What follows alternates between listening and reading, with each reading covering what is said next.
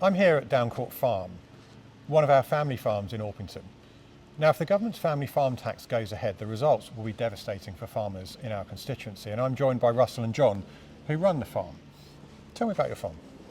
Well, we're a family farm, about 400 acres, some of it rented, some we own. We're growing cereal crops and grass for forage, and we're going to be impacted, although we're a small farm, we're going to be impacted by the change to inheritance tax. How long have you been in existence? For over 100 years.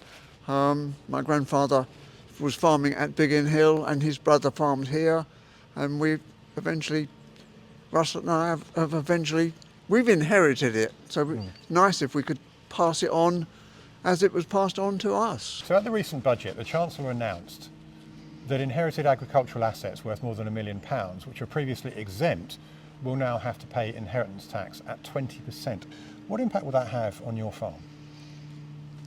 Well, we've taken advice from our accountant, and basically it's going to give us a inheritance tax bill of over £300,000.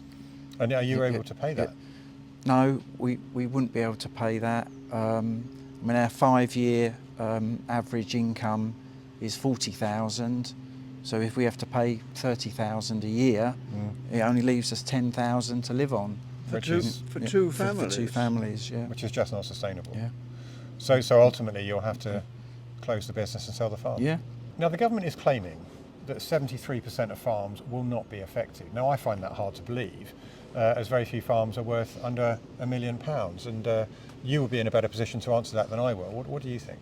Yeah, that's just totally false. We're a very small farm and we are affected.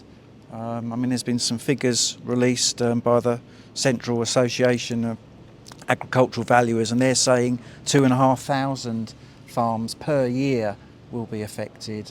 So the government have clearly got the numbers wrong, I'm afraid. Okay, Yeah. Completely wrong.